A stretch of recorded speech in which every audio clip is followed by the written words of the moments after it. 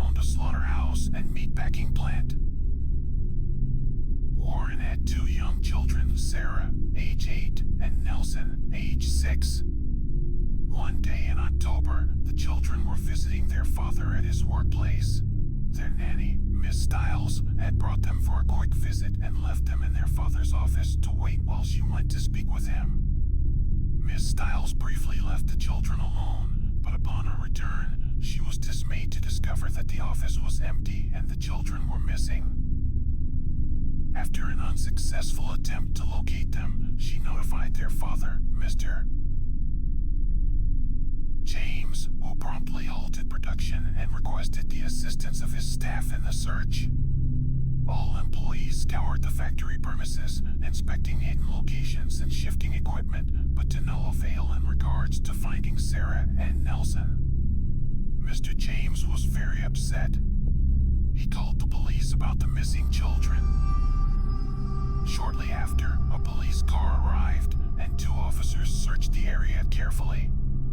The search lasted for several hours, and they looked for the children in both the lower and upper floors of the building.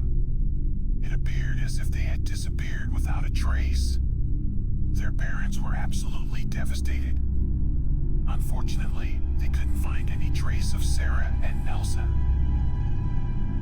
A week passed, but there was still no information about the whereabouts of Sarah and Nelson. The police grew suspicious that something was amiss.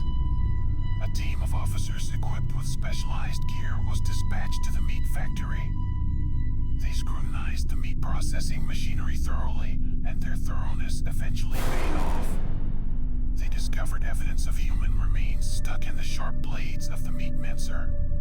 Processing facility was closed on the spot, and all meat items were withdrawn from circulation. The meat was recalled because, officially, the substance in the meat is of human origin. Afterward, the police issued an arrest warrant for the children's uncle. Mr. James' brother had been thought of as mentally unstable for some time.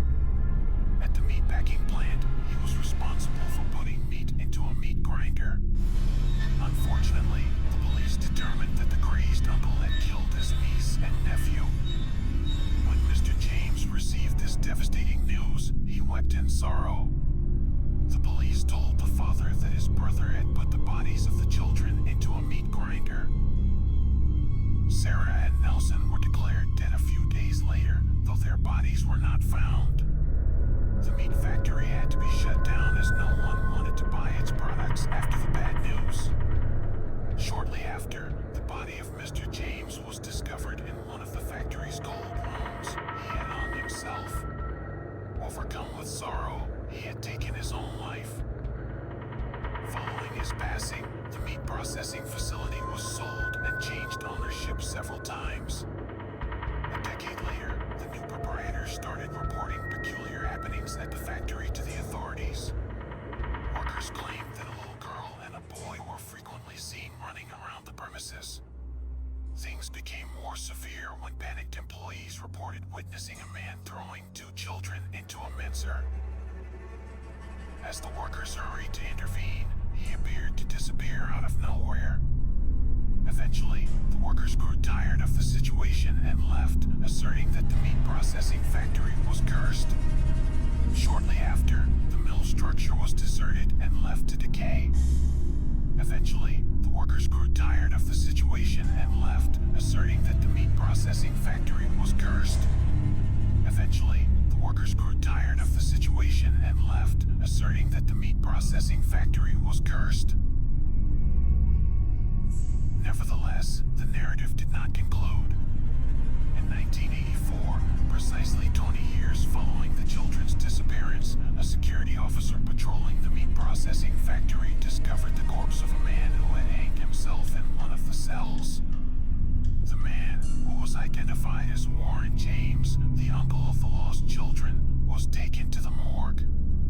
Although it remained puzzling, an autopsy revealed that the words "I killed them" had been carved into his chest. Every October, people claim they see the ghostly shapes of two kids playing around the meatpacking factory. As per the spooky tale, on Halloween night, a silhouette of a man can be spotted hanging in the cold chamber, while another shadowy figure chucks two small bodies into the meat grinder.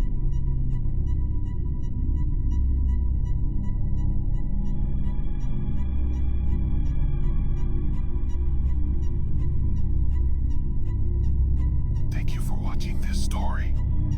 Please subscribe and explore the other stories I have gathered for you. You are sure to enjoy them. Also, if you would like to share your own story on our videos, please write about it in the comments. We will share the most fascinating stories. Goodbye, everyone. I will attempt to sleep now.